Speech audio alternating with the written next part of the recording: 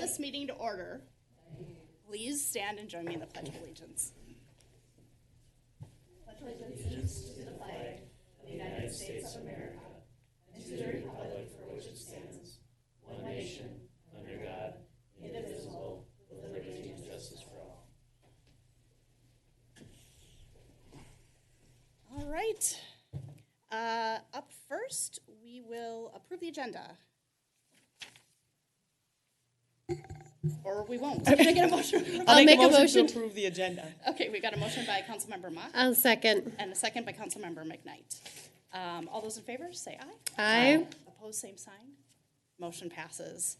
All right, community comment for anything that is not on the agenda. So if you're here for anything that is not on tonight's agenda, it's looking like everybody is. All right. Then we'll move on to 5.1, presentations and reports, the Greg Osterdyke Community Service Award. So do you want to come up to the... Yep. So for those of you who are new to this presentation, I've always asked Lori to help me make the presentation. I think everybody here knows who Lori is. Lori is Greg's wife. So with that, this is the second year that we're awarding it as the Greg Osterdyke Community Service Award. And it's named after Greg, who was the former mayor of Carver. Greg passed away in July of 2019 from complications of leukemia. Shortly after Greg's death, we started thinking about a way that we could honor his memory in a way that was in line with his many contributions to the city of Carver. The decision was made to rename the Community Service Award after Greg, which I think is the perfect way to honor Greg's memory. Community service was a very important part of who Greg was. He was the mayor of the city of Carver from 2011 to 2014. He was also a Lion. He served on the Saints Foundation at St. Francis Hospital and was very involved with Guardian Angels Catholic School and so much more. The city of Carver is a better place because of Greg's many contributions. The winner of the 2021 Greg Osterdyke Community Service Award is a tremendous representation of Greg's outstanding, selfless service to the community. It is now my pleasure to hand off to Lori, Greg's wife, who will tell you more about the winner of the 2021 Greg Osterdyke Community Service Award. The winner of the 2021 Greg Osterdyke Community Service Award is Carver Dental. Ever since they opened, Carver Dental's commitment to our community has been phenomenal.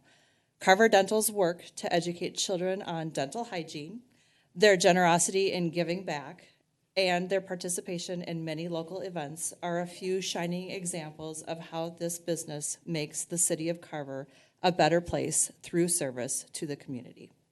Also worth recognizing is Carver Dental's donation of oral health care to those who need it most. Every year on Veterans Day, this veteran-owned business provides free dental care to veterans in our community.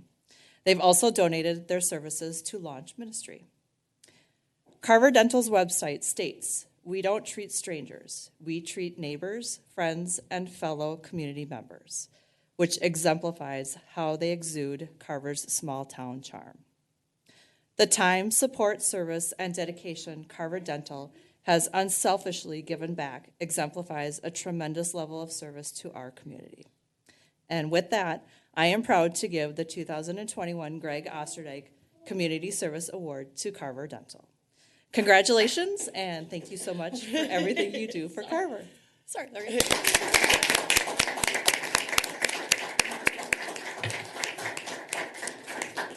So there's actually an award we have. Oh, I see what you're saying.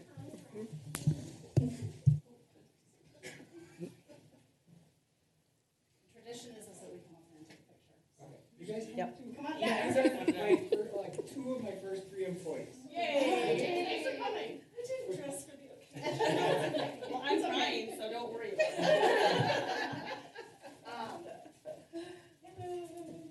Larry? Yeah. Let's see. Who is this? Over here. I know I should have. Oh, look at that. Did you want to see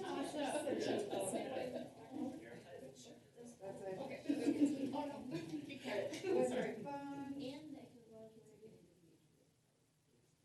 You want the family to try? Yes. Yes. Yeah.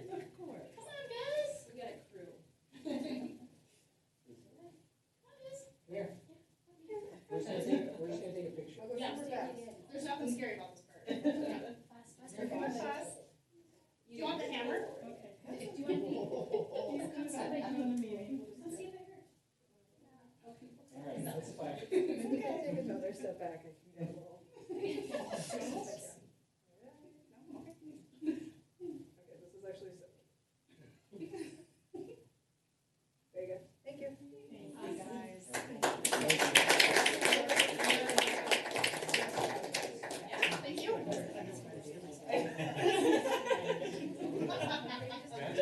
Lori. First people to welcome me to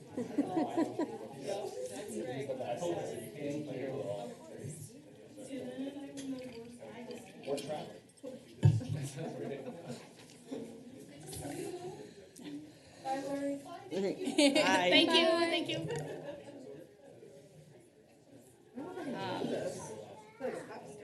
Hey, I like this table. It is really nice. I feel like I have a lot of elbow room. I don't know. Okay.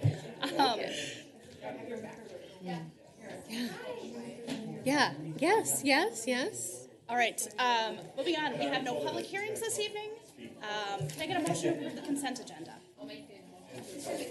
Linda? We have a motion by Councilmember Sayre I'll second. and a second by Councilmember McKnight. Any further discussion? All those in favor say aye. Aye. Opposed, same sign. Motion passes. All right, we are now on to new business items. Next Step Learning Center, the concept plan review. Ms. Smith. Thank you, Mayor and Council. Is this working? Doesn't sound like it. Does not sound like it. It says my webpage just crashed. I feel like a pop star. I can go through it if I need to. I don't know what to tell you. I tested it earlier. It's a little quieter, but maybe with the mask on, it's really. I don't think it's anything. Is it? Okay, I'll just yell. I'll just talk really loudly with a microphone. All right, thank you, Mayor and Council. Tonight we are going to be discussing a concept plan for a new project called Next Steps Learning Center. So talking you through the steps tonight and steps that we'll see moving forward. If you think about Next Steps concept plan, it's pretty similar to residential platting. So if you think about this project, where it's going, there currently is not a lot. So the platting process creates the lot for the project. So next steps for the project are going to be similar to residential platting, which we do all the time, pretty much old hat for most of us. So preliminary plat, rezoning, and final plat. It's anticipated that this project will move pretty quickly, and all of those reviews might happen at the next meeting that you see this project at. That typically can happen because a commercial project is generally, it has less details than residential. Since it's one building, one property owner, we can move through it pretty quickly. There's also a rezoning request that I'm going to talk through. There's a slight variation they're looking for from the zoning code, so I wanted to tee that up tonight, just knowing that at your next meeting, you're likely to take action, so you can take some time to think about it, discuss if you need to. Thinking through commercial platting, park dedication is still required. So if you think about park dedication for residential, it's $4,070 per unit. Commercial is just based on acreage. So we'll take park dedication still, just different formula for this project. So let's talk about some project details where we're located. So it's part of the Carver Commons project, which is at the corner of Jonathan Carver Parkway and Highway 212. Home to Quick Trip, which opened about a year ago. And there's still a large amount of property in that space that is left to be developed that we anticipate will develop in the future as commercial users are identified. So directly north of Carver Elementary, directly east of the Meridian Fields neighborhood by D.R. Horton. So the site plan that was presented in the packet, I'm going to go through some details about the building and the site plan specifically. So this is usually not the prettiest picture, so we'll talk through the details and then we'll get to the pretty images once we get through the details. So the site plan shows a building at 16,299 square feet. There are 4 outdoor play spaces that flank both the north and the south side of the building. The site is currently anticipated to house 189 students. So thinking about children going there from 0 to school age. Hours of operation are slated for 6:30 a.m. to 6 p.m. Monday through Friday, no weekend hours. And the space will also have a commercial kitchen and play space indoors, so a gym. Thinking through some of the less glamorous details, the parking lot is important, site access is important. So through the process, there will be platting for the parking lot and access. Thinking through the work that we did for Quick Trip and Carver Commons, the streets in this project are private. So not something that the city maintains for things like snow plowing. That's left up to the private business owner, so it forms similar to like an HOA, but a commercial HOA. So maintenance will be completed by the property owners. You'll see a large parking lot with drop-off space, which is obviously important for a childcare facility. So this is the site plan superimposed into the lot. So this was important to me, for me to figure out. is where is it and where is it in relation to Quick Trip. So Quick Trip is obviously the existing building here, Monroe Drive is here, and Next Step sits essentially northwest of the Quick Trip. So connecting in from the full access point on Monroe with an extension of that private street into the parking lot. You'll see that there is a future outlet that is planned here, so not developing today. We're just talking about the Next Steps project with the parking lot. So a good idea of where we're located, close to Meridian Fields. A clear review with the Quick Trip building in there. So again, northwest of the building, we'll use this, what someday will be a full intersection, to shoot west to go into their site. Some renderings of the building. So a modern facade for the building, some good renderings of all sides. So the front, obviously where the parking lot is, more of a bird's eye view. Rear side of the building, so thinking about this in relation, the Meridian Fields neighborhood will see this side of the building largely. Twice. So again, Meridian Fields here, rear of the building. So let's talk through some of the details, get through some of the information that I talked about with the change in the zoning. So we did a full code analysis for this project. So on the screen now is what's required by code and what is proposed. So required by code, 44 parking stalls, they have 46, check. The lot size for the property should be 1 acre, it's 1.64, check. Front setback typically is from a public street, so since these are private, I put not applicable. It is back 30 feet, the parking lot is just there first. So not something we need to think about necessarily. Side yard, they meet on both sides at 20 feet. Rear setback, if it was to another commercial building, it would be 20 feet. So if it directly abutted Quick Trip to the rear, both would need to be 20 feet from each other. Our code does have a special provision from setbacks from a residential property. So our code calls for 100 feet from any residential property. So in this example, it's Meridian Fields. It's obviously the building corners here and here. So our code calls for 100 feet distance from the building to a residential lot line. The request tonight and moving forward for that rezoning will be a reduction to 89 feet instead of the 100. So at the Planning Commission meeting, we talked about it pretty extensively. We talked to the development team who's here tonight, who I'll ask to introduce themselves in a moment. But we talked a lot about buffering in that area. So the corner, the northernmost corner is 100 feet from the property line. It's the southern corner that's at 89. It does have the span of the pond to get to Meridian Fields. And then we've discussed berming and landscaping that the developer is open to contributing just so we can get that variance from the zoning code for that 11 feet difference. So again, this would be the rear of the building where Meridian Fields would fall. There's some landscaping here. This doesn't show topography, but again, the developer was a willing participant in creating some berming just to create a visual difference between residential lots and then the Next Steps Learning Center. So tonight, what we're looking for is just concept plan review, so provide some feedback, let them know your thoughts on the building, the setbacks, any questions that you might have. The Planning Commission reviewed at their December 16th meeting. The group was really supportive. One of the Planning Commission members, his kids went through Next Steps, had really, really wonderful things to say about the company and the business. So we also, again, talked about that rear setback discussion, the 100 down to 89. So I will ask tonight, I'm going to ask that Jeremy and the Carvers maybe join us at the table. Introduce yourselves. Give me anything that I missed about the project that might be important. You could pull another chair up. You guys are comfortable with squeezing in. Welcome.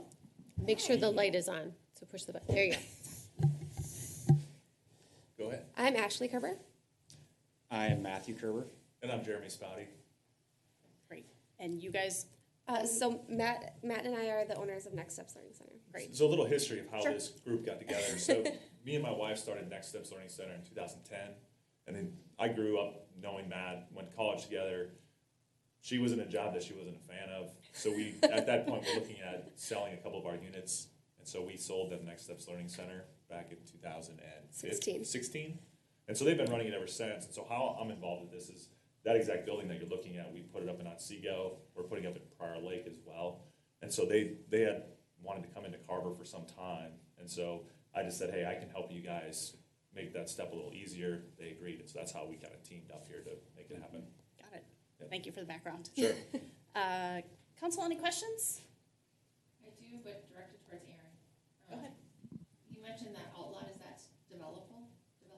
It would be slated to be developable.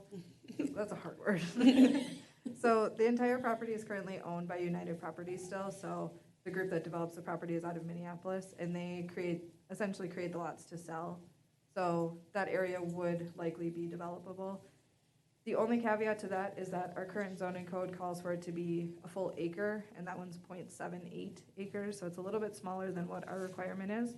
Not atypical for a plating process to ask for a variance from the zoning code, though. Would, if and when it's developed, would they be able to share the parking lot, or is that not how the businesses would want that? So based on the use of the daycare, they have the requirement of that 44 parking stalls. So unless it was a business that was only open on Saturdays or Sundays, I would say a parking reduction for that next building is not likely, so they couldn't share those 44. And one more question, and maybe it's on that map that showed the property lines. Yeah. How is the trail connectivity? So, sorry, was that your question? Yeah, like, Okay. you know, if they were gonna do a little field trip to Ironwood Park. So we discussed that, Jeremy and I have discussed it, we've discussed it with Keith, who's the manager for United Properties. We're anticipating a trail will be placed in there during the plating process. It's not shown right now, but something that we have said is important to us as a group and to the end user to be able to get in and out of there via a trail instead of a vehicle. Yeah, and so if I can add to that, so I've talked to Keith quite a bit about this, and so one of the things that we struggle with is what the rest of the lot looks like, or not the lot, but the whole plot of the outlot, to decide where we would start any one of those paths. And so we're gonna put it in, with our engineer to figure out what logically could look like.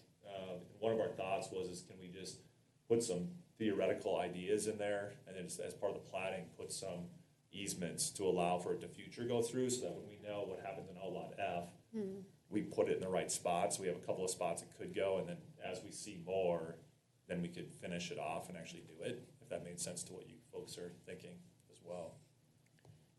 And obviously, this is a developer's thing, it wouldn't be necessarily ours, but we're just thinking from the Carvers when they're operating, if it goes, that new lot that's finished, if it goes between there, if it goes up to the building and around it, which isn't probably ideal for the grades and the pond there. But so when I was talking to Keith, he just thought, without knowing what's going in that smaller lot or what's in outlot F, it does make it a little bit challenging. But we can definitely put some thoughts behind it, and we're putting it together right now. I have a few questions too. Are you done? Okay. So first of all, Brent, I'd like you to know that our website has crashed. That has our agenda and our agenda items on it, so I can't. I was able to get. Is it? Okay. I'm not on it, and Lori's not on it. I did 15 times. But anyway, so you might have to help step me through this, Aaron, and flip through because I can't get to it. So when we're talking about, is PRD, PRC, when we're talking about the rezone, it just crashed again. So is PRD the correct one, the correct PRC? PCD, thank you. Planned Commercial District. There we go. Outlot F, what is that zoned as? So the site overall is freeway commercial. Okay. So when I'm looking at this and we're looking at a variance to our own zoning code that we put in place. Yep. So we have outlot F. We have outlot F. I appreciate you guys all helping me get this all in order here. But yeah, it just keeps coming off on mine and shutting down, so, okay.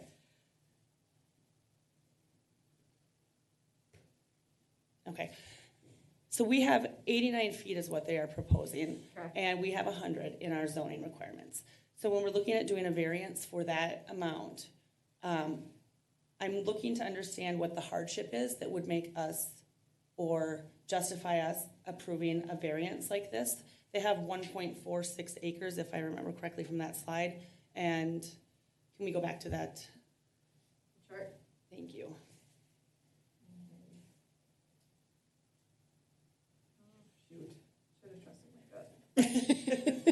There you go. Okay, so required by code is 1 acre. We've got a proposed of 1.64. They have more than enough parking spaces, which is great. They have extra land from what is required by the code here. Some of these setbacks are right on or not applicable. So when I'm looking at this and saying we have one little piece that's sticking out, can you help me understand what the justification of a hardship would be to look at a variance? That when now we look at every property or every section of, that might go up into Outlot F is now going to say, well, why don't we get the variance? They have a variance at 89 feet, we should be able to have a variance at 89 feet. Sure. So you are, I would say your train of thought is correct, but they're not applying for a variance. Through a PCD or through a PRD, a planned residential development, we have the ability to fluctuate from our zoning code. So if you think about our residential projects that have that 5-foot setback, our zoning code it doesn't have a 5-foot setback, but we allow it through the PRD process. So you don't have to prove hardship in that situation, but it typically needs to be a give and take. So in this situation, they're asking for that 11 feet. We've requested berming and landscaping as the trigger for approval. If you do those things, we'll support that idea. I believe that the 89 feet is to allow that other lot to potentially develop, so the lot in front of it. This one here. I like to think that Keith maybe has an end user that he's thinking about that might have a certain size building that would need that size lot. So moving the next steps, learning center back 11 feet might allow for development of the site or make it more marketable. Can you guys help me understand what is in that corner that adds that 11 feet on, rather than the other corner that is at 100 feet, and then you've got that lower left-hand one that isn't? Yeah, it's a classroom. A classroom sticks out the back to make them the right adequate sizes. Yeah, and so to add on to Aaron's, oh, sorry. Go ahead. I was going to, I don't know how your building's configured on the inside, obviously, but couldn't that 11 feet be shifted to the different property line, or does that create the same problem next to the outlot there? Yeah, in theory, if we flip the building, it would still infringe. I didn't mean flip the entire building. Oh, You've got that corner sticking out. What happens if the corner sticks out a different direction? Sure. Somehow to get us to that 100 that's in our code. They're pretty tight on all property lines at this point, the 20 on the sides as well. Okay, so that does apply there even with that Yep. on there. So if we're that close to the retention pond there, then how is berming going to fit in there? So we'll have excess material, and so the thought is as we come around that pond to the west side over by the neighborhood, we'll carry it around that 11 feet, carry it up on top, and then we'll put evergreens on top. So most of those folks that live in those houses won't see much of our building, at least not that lower half of it. They may see that the top section, if Aaron went to the building, 'cause that's where the gym is, that taller section, that's all the interior gym, what you're seeing. But they're not gonna see that lower section where that 11 feet kind of sticks back. Okay. And Christy, if you think about it, there's 20 feet here, so from the side property line, so there is some space. So think about the 11, but also the 20 that they have to create a buildup of that berm. Okay. I am nervous when we talk about what's going to happen, what develops in the future in that outlot, because we are setting a precedence here that says here we have 100 feet, but that we're willing to do less. So then to me, why do we have it at 100 if we're willing to go below that for now any development that comes up along that line? So I'm sure there's other questions here, so I will step back for a minute unless anyone has any other. I think one thing too to consider is, like Erin mentioned in her description, we're never open later than 6 o'clock, and we're not open on weekends. The residential area behind, I actually spoke to one of the gentlemen on whatever night the Gophers game, their bowl game was, and he was absolutely thrilled about it, simply because they were worried like a fast food restaurant that was open 24 hours was going to go in there. Yes, so that wouldn't be very fun in your backyard. Unless you were really hungry at 2 a.m. So they were actually super thrilled that it was a residential friendly industry. So yeah, and I'm not at all opposed to this building going in and this business going in. I think it's fantastic. I just have to be able to come to terms with the fact if we're going to give this building location and giving the variance from that PCD, that we are prepared to then have to continue to do that along the line. So. Do you have another? No, go ahead. We can always come back and keep discussing. Joy? So, I had similar concerns about that 100-foot setback because I'm thinking about the lots to the north, right? And I'm thinking about buildings that are going to be, there's that straight line from Meridian Fields of the properties, and if we have a variance of 89 feet here, what's to say buildings can't start to encroach close to Meridian Fields for the northern property? So that I was similarly nervous. But then when I better understood the shape of the building isn't symmetrical and that the distance is 100 feet at that northern part, it's just the southern part. That's the deviation, I guess. I'm going to use that word. That made me feel a bit better because that's also by that goofy pond, the outlot pond. And so, I don't know, I'm reconciling it a little bit as that's a different piece of landscape and topography right there that I think with berming, just because of the way the outlots are set up there with the pond, there's already some height that's afforded there as opposed to what's directly behind the properties north that I think is a bit more flat. And so I guess I'm okay with it just because now I have understanding a little bit of the topography and just that the building isn't symmetrical. So it's only the deviation in that southwest corner. I don't have that up on my computer, but were there lights in that parking lot or was it unlit? There will be on it. So if you look up there, so where those islands are, they'll be in the parking lot. That's where we always stick our lights. Okay. And so we'll do we'll do lighting studies as well to make sure that there's no light going into those neighborhoods, which they're going to be 200 feet away. They're not going to see much of our lighting. And we review that as part of the planning process. Sure. And then is our lighting standard for the decorative lights up in that area right now? Do we have them? No? No, Because they're private, right? Streets. correct. Okay. Can you refresh my memory where there is trail coming into the whole property, the Quick Trip property? Can you? So Oh, right, good. That's helpful. right Okay. now, we don't have a trail coming into the Quick Trip property. Okay. If I were to be able to say, this is exactly what I think is the best option with the development team, Yeah. I think coming up the side obviously makes the Yes. most sense to get in. Yep. But again, I suspect Keith is thinking much bigger picture than I probably am. Okay. Take care. But that is going to be part of this development, no matter what. A trail, A trail. we hope to get that in planning, yes. Okay. All right. Okay. When you say we hope to get that in planning, help me feel a little more stable with, I hope. I would say, I will never say anything is definite in this room, but I would say that's going to be an important piece to approval. Yeah. Okay. And Okay. So can I ask, so we talked about this briefly earlier, would you be in favor of a long-term plan for it with like land that's effectively dedicated for it, putting easements on our property, the property next to it, to allow for more development? So that's one of the key questions he had with me to bring up, is to allow for him to figure out what's happening with the next building or two buildings going in, so he can better design where that path would go to make it better for the whole development? Or would I think you that's want- an Aaron question. Say yes. Yeah. Yeah. I'm Don't going- leave we're it to looking at you us. and we're going to Don't all leave of it you to to us. look at it. So Yes, that's I something think that that's you'll a have to good work idea. with Okay. Aaron on that. Sounds good.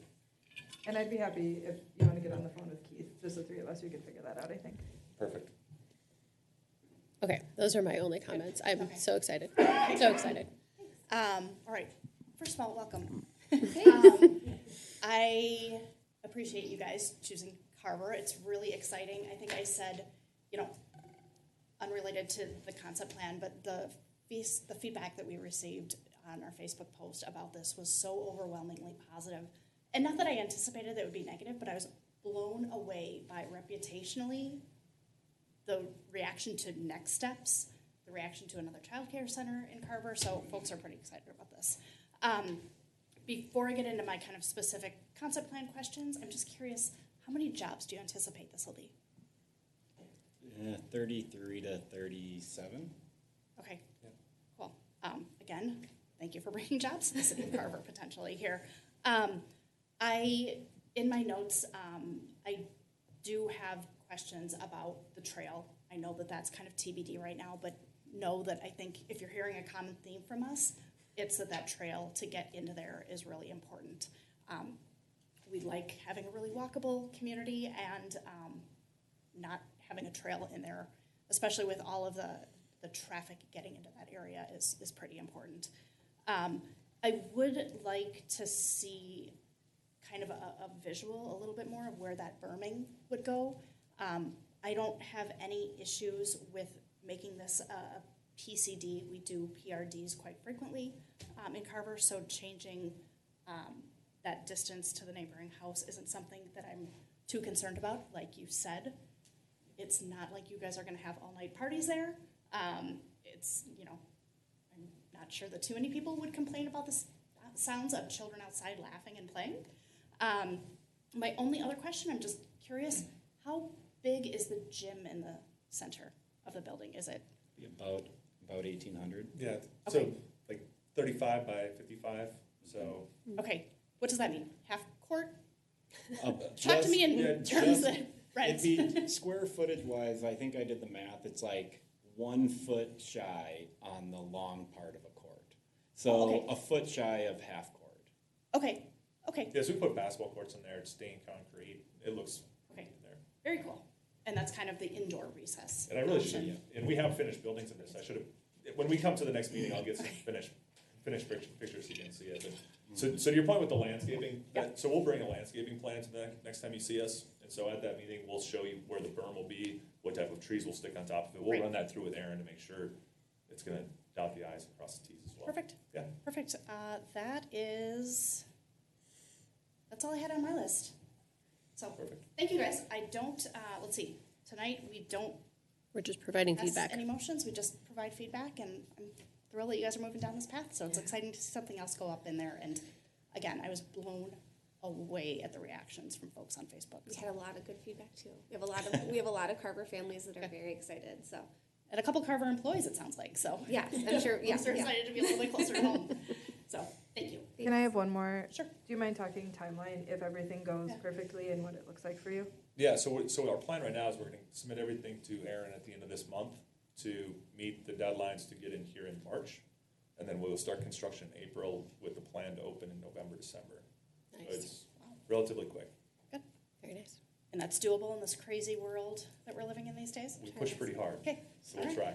Awesome. I have a question that I just thought of for either, for the Carvers. Is this like relocating, or is this all brand new growth for your business? This is brand new growth. Yep, we'll maintain our locations in Chaska and Chanhassen. So we're hoping that, we do have a lot of Carver families, current Carver families at both of our locations, and we're hoping that we could relocate a few families to the Carver Center and obviously serve a lot more families, and then have more room for our existing families in Chaska and Chanhassen as well, so. Thank you. People are always looking I for was gonna say, childcare. based No on what doubt. I know about Always are. childcare, and I don't have Yep. any kids, but I understand it's pretty hard to get, and slots are always filling up quickly, so.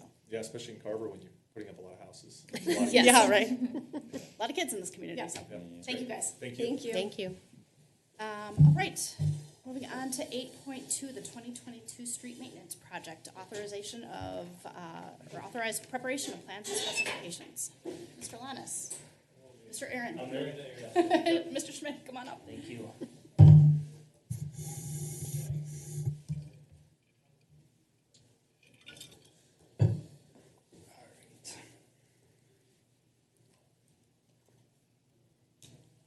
Now this one opens fine. It was the last one that didn't open right.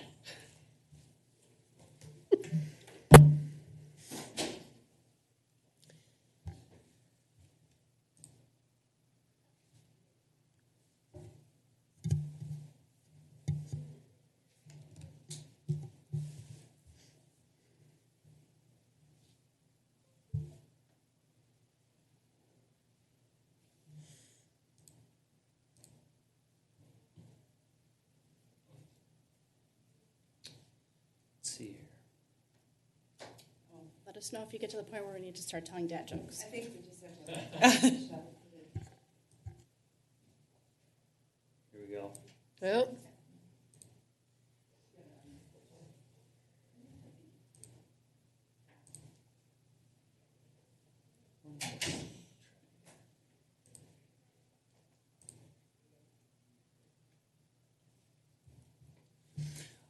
Okay, I think we got it here. So, good evening, Mayor and Council. Happy New Year to everybody. Tonight we are going to be kicking off the new year with a new project we're going to be considering here for 2022. It's the 2022 Street Maintenance Project. So this will give a little bit of background of how we got here. Obviously, last year was a big year with the pavement management plan that was implemented for the city of Carver. We'll kind of take a look at what got us to where we are tonight. We'll give a little bit of a refresher of our pavement management goals that we discussed with the pavement management plan. Why are we doing this in the first place?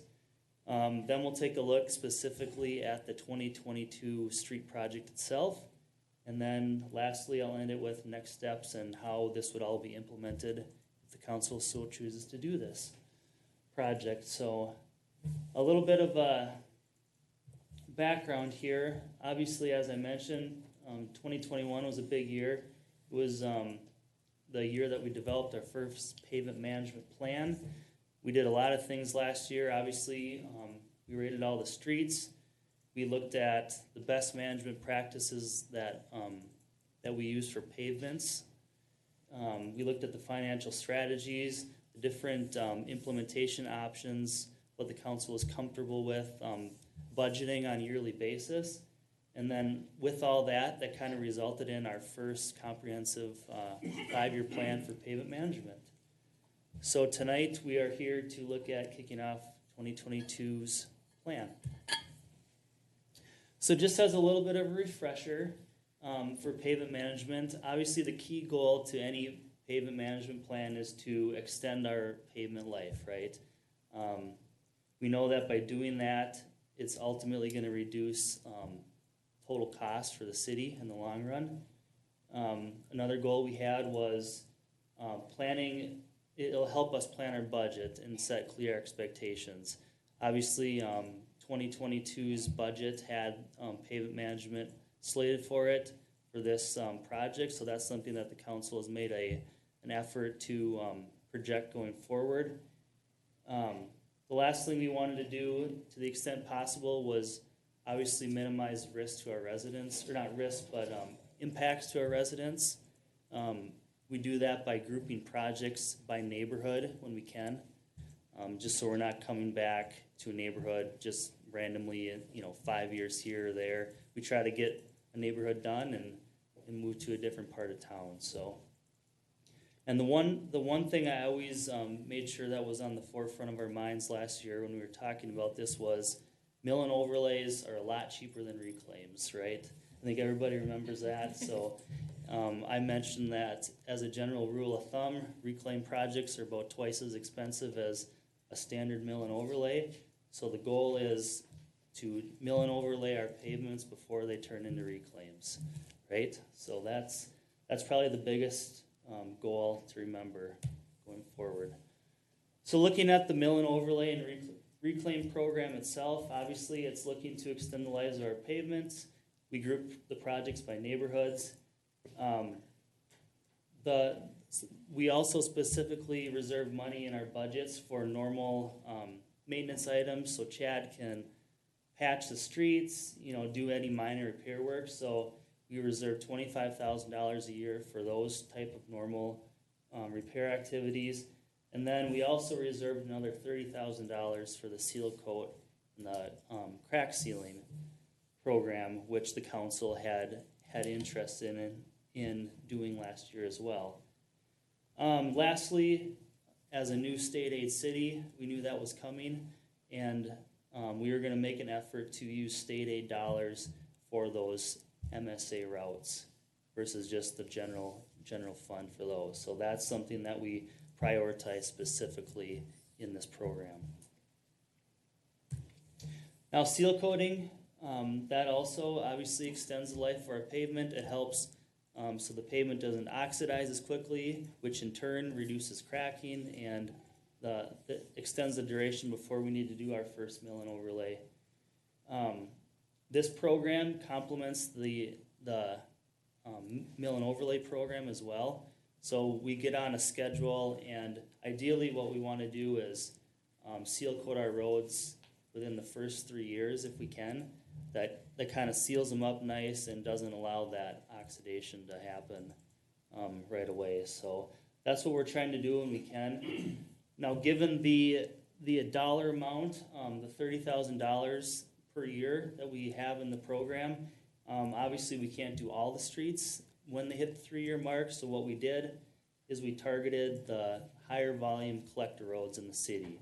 Those are the roads that are going to see the most vehicle traffic on a daily basis, so those naturally are the roads that are gonna wanna deteriorate the quickest.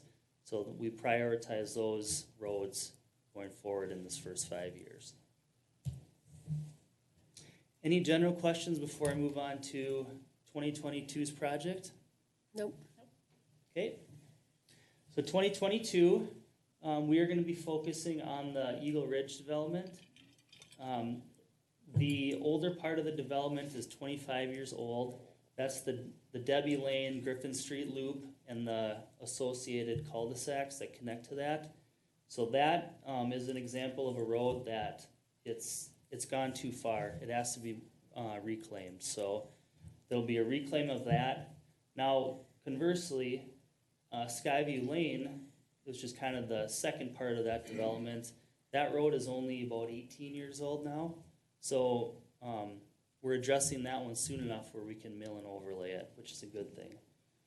So in total, this area of the project is about $559,000 is what's projected right now. The 2022 seal coat is the second part of the overall project for 22.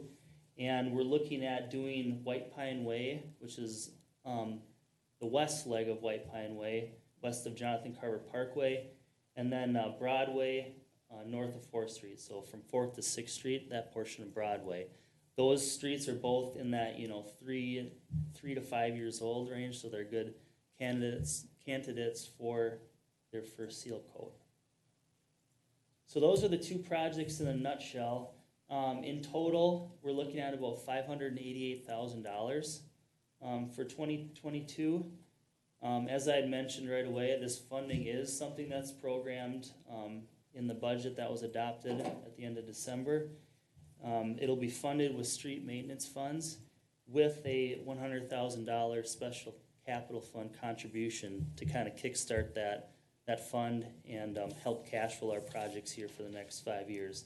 That was also something that was discussed in the pavement management plan that was adopted last fall. So with all that being said, tonight what we are asking is authorization to prepare plans and specs for the project. If that is authorized, the first thing we'll probably want to do is put on a resident communication piece to the neighborhoods and impacted residents, letting them know about the project timeline, when things will be happening, that there's no assessments planned for the project. And after that goes out, we'll work on design. We'll be bringing that back to you here this spring for plan approvals and then authorization to bid the projects and ultimately, hopefully award recommendations. So that's kind of the project schedule in a nutshell for this spring.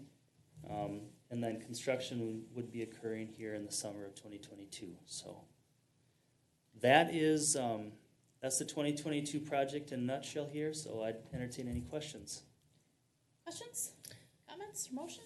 I got one quick question. So the seal coating on Broadway north of 4th Street, we're going to be doing 6th Street this summer as well. And I know we're going to be kind of reconfiguring that intersection there of the two. Is there any impact? I mean, I assume we can, seal coating isn't such a major undertaking as 6th Street is. I'm assuming we can coordinate just to make sure that everything is aligned between that intersection, right? Yeah, we can coordinate the specifications for each project to ensure that the two contractors have to work with each other and play all nice. lines So, up. Yep, exactly. So, Okay. Yep, exactly. All Very right. good. That was my only comment question. Okay. Chrissy? I only have one.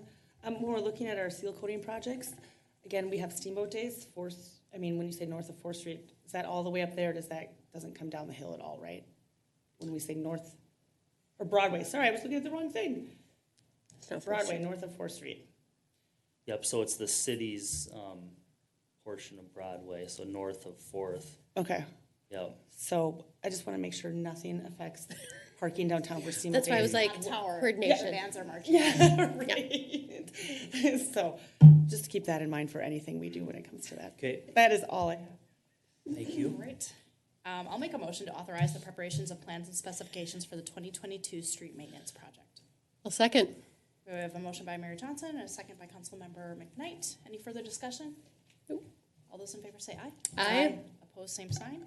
Motion passes. All right, thank you. Thank you. Thank you very much. All right, communications. Mr. Merritt. There we go. Thank you, Mayor and Council. Just a few things. We're kind of in the heart of winter parking season, and a few weeks ago we got a resident complaint. I believe the entire council did, related to 3rd Street, and it provided an opportunity to look at the city's current ordinance related to winter parking. And there is a little bit of what I'd call almost like an odd duck rule in our ordinance. That's it's fairly typical in that it's, you can't park on a city street when there's more than 2 inches of snow unless it's been plowed curb to curb. The odd duck portion comes in. There's what I'd almost call a carve-out provision for a certain section of 3rd Street, which I think very little people, frankly, on our team, I knew there was something there, but even myself, I wasn't particularly familiar with it, and so we started talking about it. And I started talking with the city attorney and Chad, and so what we want to do is bring that ordinance to your next work session and make sure it's consistent. This in general, think that it's not exactly best practices to have a little carve-out section. What it is specifically is related to the width of 3rd Street in a certain location in the downtown, and since we've redone the streets, it's consistent with our other street widths, and so it doesn't mean that you have to change it, but we just want to tee it up and say, is this consistent with how you want to do things? And then the second piece, we haven't talked about winter parking, so it'll give us an opportunity to say, are you happy with the way that we're doing it? There's obviously plenty of other ways to do it. I think we've always, at least in my opinion, been challenged with it. Not every home in the downtown has off-street parking. And so been talking with Chad a little bit about preparing a presentation for the council, just so we can have a conversation about it. And we can do more based on, kind of your conversation, or we can say, no, we like how things are going, but we think it's a good idea just to check in. Second piece is just letting the council know, we've talked about it briefly, but the mayor and I are going to be participating in a partnership retreat with the mayor and city managers of Chanhassen and Victoria, along with the sheriff's office personnel, right here in the council chambers on Wednesday, January 19th. So it's just a session on high-performing partnerships. Richard Fersman, who some of you might remember, facilitated our strategic planning session a couple of years ago, is going to be facilitating that. And then I just want to let the council know that Deputy Sandberg returned from her parental leave today, and so we're happy to have her back in Carver. So thank you. All right, thank you. Council updates. Joy, you want to go first?